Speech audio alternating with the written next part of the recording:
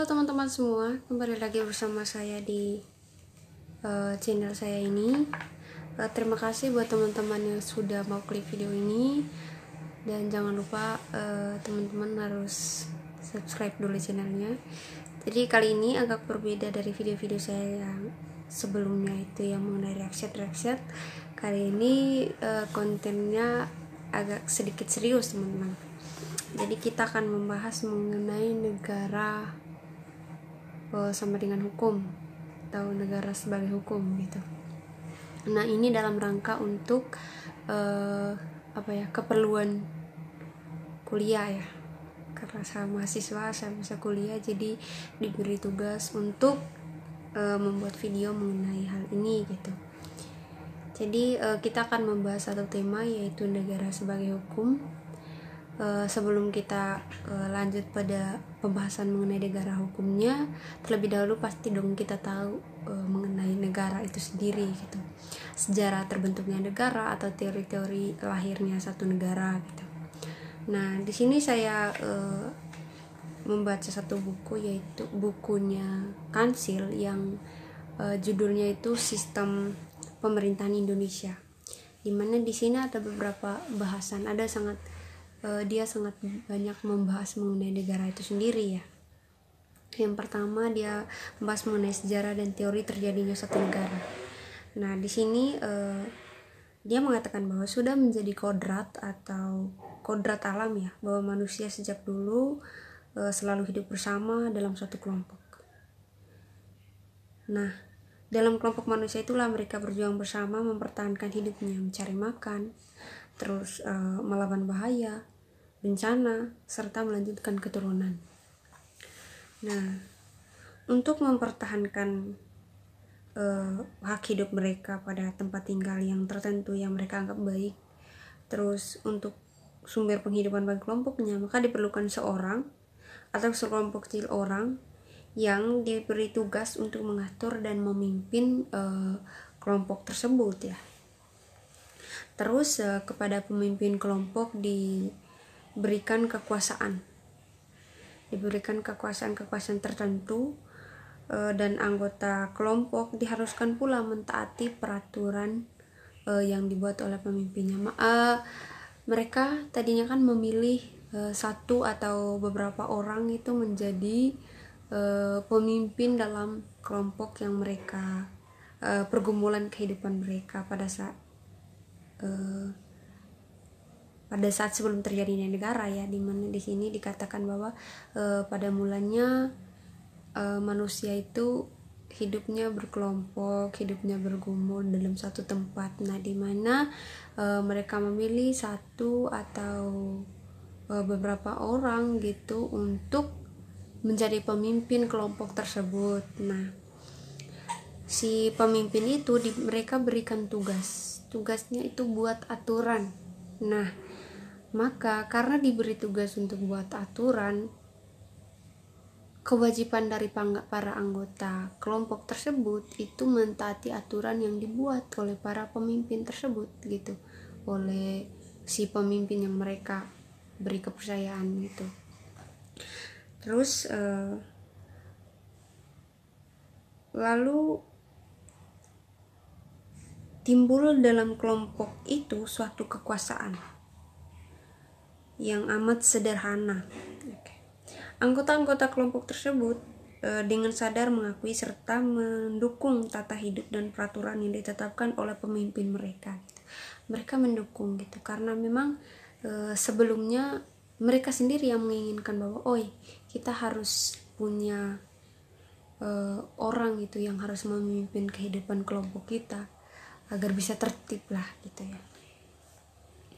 Terus tata dan peraturan hidup tertentu itu mula-mulanya tidak ditulis gitu, hanya secara lisan saja. Mereka buat aturan secara lisan, aturan mengenai bagaimana mereka harus hidup, bagaimana harus bertingkah laku, bagaimana harus menjalankan kehidupan mereka dalam kelompok tersebut gitu. Itu dibuat secara lisan terlebih dahulu. Nah lambat laun dibuat dalam bentuk peraturan yang tertulis. Nah terus itu karena Kenapa dibuat dalam peraturan secara tertulis? Karena meluasnya kepentingan sekelompok-sekelompok itu, dan untuk mengatasi segala kesulitan yang datang dari dalam maupun dari luar, dirasakan perlu adanya suatu organisasi. Nah, karena memang mereka sudah sadar, oh, ketika misalnya ada pemimpin dalam satu kelompok terus ada aturan, itu sangat bagus, itu sangat berguna bagi kehidupan kelompok tersebut. Maka dari situ, karena kelompok-kelompok itu semakin meluas gitu, menyebar luas kemana-mana, jadi ada juga kesulitan yang datang baik dari luar maupun dari dalam kelompok itu sendiri, maka dirasakan perlu dibuat dalam bentuk organisasi. Nah, organisasi itu amat sangat diperlukan untuk melaksanakan dan mempertahankan peraturan hidup agar dapat berjalan dengan tertib. Nah, organisasi yang mempunyai kekuasaan inilah yang disebut dengan negara. Oke, selanjutnya kita beralih ke, masih di buku yang sama, kita beralih ke teori-teori tentang terjadinya atau timbulnya suatu negara. Yang pertama itu teori kenyataan. Timbulnya sesuatu negara itu adalah soal kenyataan gitu. Apabila pada suatu ketika telah terpenuhi unsur-unsur negara. Nah, di dalam buku ini dikatakan bahwa unsur negara itu daerah, rakyat, dan pemerintah yang berdaulat. Nah, ketika misalnya unsur-unsur tersebut sudah terpenuhi, maka jadilah suatu negara yang nyata gitu, atau jadilah maka negara itu sudah menjadi kenyataan.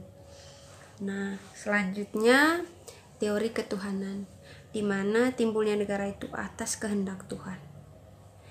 Segala sesuatu tidak akan terjadi jika Dia tidak berkenan gitu. Terus kalimat ini merujuk pada ada kalimat dalam Undang-Undang Dasar 1945 kita. Mungkin teman-teman sering dengar ada satu kalimat, atas berkat dan rahmat Tuhan yang Maha Kuasa. Nah, itu dalam bahasa Inggris by the grace of God. Selanjutnya teori perjanjian. Negara itu timbul karena perjanjian yang diadakan antara orang-orang yang tadinya hidup bebas merdeka, terus terlepas satu sama lain tanpa ada ikatan gitu. Nah, dari kelompok-kelompok tersebut terjadinya suatu negara itu karena memang ada perjanjian. Perjanjian itu tuh karena dinilai kelompok manusia yang hidup itu bebas merdeka, terus tidak ada satu ikatan di dalamnya gitu. Maka dibuatlah satu perjanjian untuk buat satu negara untuk kelompok-kelompok yang dimana tadi bebas merdeka itu, yang tidak ada ikatan itu tadi gitu. Nah, perjanjian ini diadakan supaya kepentingan bersama dapat terpelihara dan terjamin, supaya orang yang satu tidak merupakan binatang bagi orang yang lain. Nah, atau yang dikatakan Hobbes itu homo homini lupus, manusia adalah serigala bagi manusia lain. Nah, dalam rangka untuk mengatasi hal tersebut, maka dibuatlah perjanjian untuk buat satu ikatan itu ya negara itu tadi gitu. Nah, perjanjian itu disebut dengan perjanjian masyarakat atau kontrak sosial. Kontrak sosial itu teori yang dikemukakan oleh Rousseau. Nah, dapat pula terjadi perjanjian antara pemerintah dari negara penjajah dengan rakyat dari daerah yang terjajah. Misalnya pemerintah dari maksudnya itu apa? Jadi misalnya ada satu negara yang sudah menjadi negara, sudah memiliki pemerintahan, itu menjajah suatu daerah yang dimana belum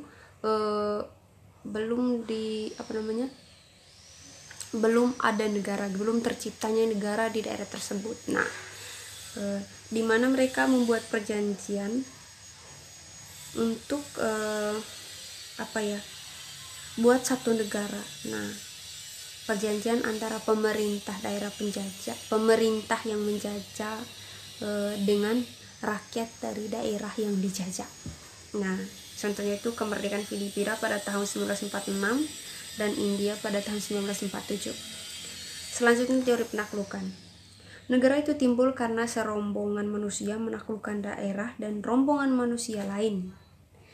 Agar daerah atau rombongan itu tetap dapat dikuasai, maka dibentuklah suatu organisasi. Organisasi itu adalah negara. Selain itu, suatu negara dapat pula terjadi disebabkan oleh hal-hal lainnya. Selain teori tadi, ada hal lain juga yang menyebabkan negara itu terjadi. Yang pertama, pemberontakan terhadap negara lain yang menjajahnya. Misalnya Amerika terhadap Inggris ya. Itu terjadi pemberontakan pada tahun 1976 sampai 1983 yang akhirnya Amerika melepaskan diri dari genggaman Inggris dan membuat satu negara sendiri. Terus peleburan antara beberapa negara menjadi negara baru gitu. Peleburan itu kan dari negara yang satu dengan negara yang satu dilebur menjadi satu dan membentuk satu negara baru.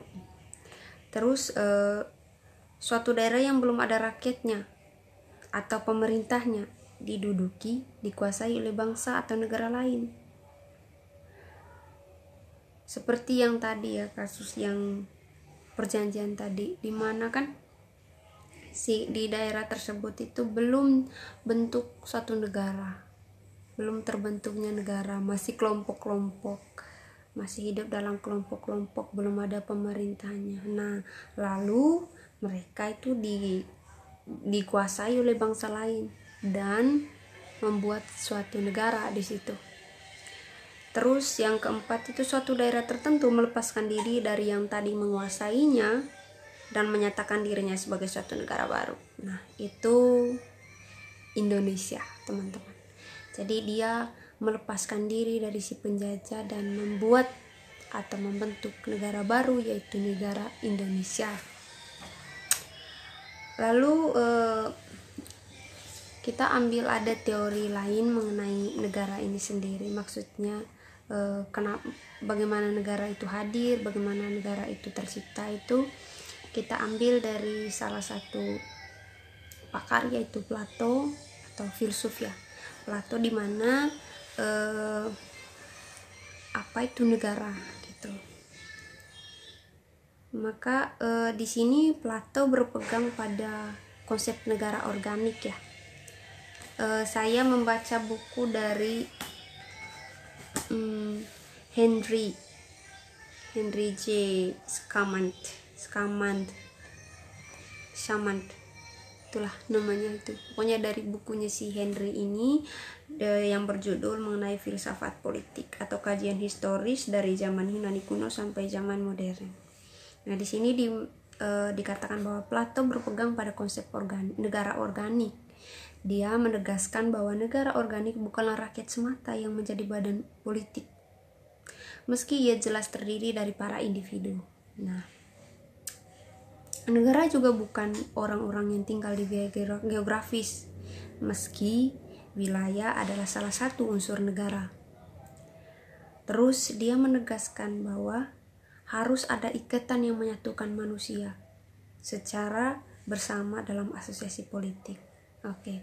Jadi kan belum dikatakan negara kalau misalkan walaupun ada wilayah, walaupun ada individu-individu dalam suatu daerah, itu belum bisa dikatakan sebagai suatu negara gitu.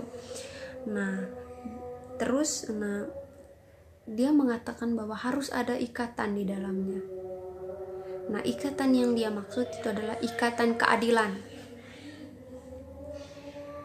Namun keadilan yang kita tahu selama ini sangat berbeda maknanya dengan keadilan yang dimaksud oleh Plato ini tadi, di mana negara, dia katakan bahwa negara muncul karena kebutuhan manusia.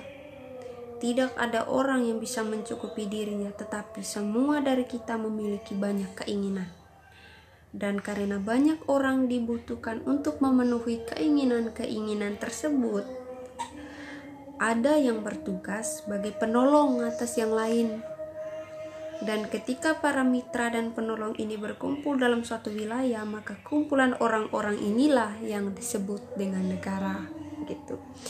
dimana munculnya negara itu karena kebutuhan tadi, kebutuhan karena kebutuhan dari keinginan ya. Semua orang punya keinginan masing-masing dan sangat banyak. Dalam memenuhi keinginan tersebut, maka harus ada orang lain yang membantu untuk mencapai satu keinginan. Nah, ketika itu terikat gitu loh. Ketika misalnya mereka sudah terikat dari keinginan dan kebutuhan itu, terus adanya keadilan di dalamnya, mereka berkumpul di suatu tempat, maka disitulah terciptanya negara itu menurut Plato. Terus selanjutnya kita bahas mengenai negara hukumnya yang tadi sebagai tema kita kali ini. Nah, negara hukum menurut kacamata pemerintahan, negara bertujuan menyelenggarakan ketertiban hukum. Itu sudah pasti. Kalau misalkan satu negara tanpa hukum, maka menurut saya seperti apa yang dikatakan sebelumnya, akan kembali ke manusia yang alamiah gitu, yang bisa menjadi serigala bagi manusia lain, seperti yang dikatakan Hobbes ya, homo homini lupus gitu. Kalau tidak ada aturan, kalau tidak ada hukum di dalamnya, ya negara seperti itu. Terus dengan berdasarkan pada dan berpedoman pada hukum gitu. Jadi negara bertujuan menyelenggarakan ketertiban hukum dengan berpedoman pada hukum. Dalam negara hukum, segala kekuasaan dari alat-alat pemerintahannya didasarkan atas hukum. Misalnya alat-alat yang misalnya pemerintah mengeluarkan alat-alat yang akan menjadi tolak ukur dari hukum itu sendiri ya. Kalau misalkan kan tanpa alat-alat hukum itu tidak bisa berjalan ya kawan-kawan. Misalnya buat peraturan mengenai lalu lintas, terus tidak dibuat tidak diciptakan alatnya gitu, tidak dibuat alatnya untuk hal tersebut, ya sama saja tetap akan dilanggar gitu ya. Walaupun sudah punya alat pun ya masyarakat kita masih melanggar ya. Itu sangat dibutuhkan alat-alat dalam hukum itu sendiri. Nah, diharapkan semua orang tanpa kecuali harus tunduk dan taat pada hukum. Hanya hukumlah yang berkuasa dalam negara itu. Nah, itulah negara sebagai hukum, dimana hukum itu jadi satu-satunya yang tertinggi gitu ya. Aturan dalam sebuah negara gitu. Atau government not by man but by law, the rule of law. Apapun terjadi, keadilan hukum harus ditegakkan. Apapun yang akan terjadi apapun yang terjadi di negara ini, hukum harus tetap ditegakkan gitu. Seharusnya seperti itu ya, seharusnya. Terus rakyat tidak boleh bertindak sendiri menurut semau-maunya atau bertindak sewenang-wenangnya gitu ya, mau menghakimi orang lain gitu. Nah, itu tidak boleh. Negara hukum itu tidak boleh seperti itu gitu. Kalau semisalkan seperti itu ya mending hidup di suatu negara yang bebas, yang tanpa ada hukum gitu. Makanya kenapa ada hukum dalam rangka mengatasi hal tersebut gitu. Sebaliknya, rakyat berkewajiban pula mematuhi seluruh peraturan yang dikeluarkan oleh pemerintah dari negara tersebut. Semua peraturan yang dikeluarkan oleh pemerintah wajib masyarakatnya harus taati, harus turuti. Karena si pemerintah atau pemimpin suatu negara itu dipilih ya oleh rakyat. Kalau Indonesia itu dipilih oleh rakyat, di mana diberi tugas untuk mengatur dan mengurus negara. Kewajiban kita sebagai masyarakat ya harus taat dan tunduk pada aturan yang dibuat oleh pemerintah itu sendiri. Namun kadang-kadang negara itu dinilai terlalu banyak mengatur daripada mengurus. Karena kodratnya pemerintah itu kan harusnya mengatur dan mengurus ya, seimbang. Kalau mengatur ya harus bisa mengurus dengan baik. Jangan sampai banyak mengatur, mengurusnya kurang gitu. Jangan sampai seperti itu ya, harus seimbang. Kalau sudah mengatur, mengurus juga harus bagus juga gitu. Terus dalam tatanan negara itu kan ada law and order ya. Istilah law and order itu dalam bahasa Indonesianya hukum dan perdamaian. Nah, di dalam hukum itu sendiri ada dua aspek yang paling penting, yaitu bukan aspek yang lebih ke fungsi dari si hukum itu sendiri, yaitu untuk melindungi orang per orang dari kejahatan dan juga sebagai ekspresi kehendak politik. Kalau hukum itu melindungi orang per orang dari kejahatan, itu sudah pasti. Itu pasti seperti itu. Terus hukum itu sebagai ekspresi kehendak politik, nah itu yang sangat kontras di negara kita ya. Pemerintah itu berbuat menciptakan atau buat satu kebijakan, satu peraturan atau hukum gitu kan dalam rangka untuk ekspresi kehendak politik mereka gitu. Banyak contohnya, pasti teman-teman sering melihat dan mendengarkan itu gitu loh. Nah, itu dia tadi teman-teman pembahasan mengenai negara hukum, negara sebagai hukum, negara sama dengan hukum dari kacamata pemerintahan. Terima kasih buat teman-teman yang sudah menonton. Jangan lupa like, komen, dan juga subscribe channel ini, karena subscribe itu gratis. Bye bye.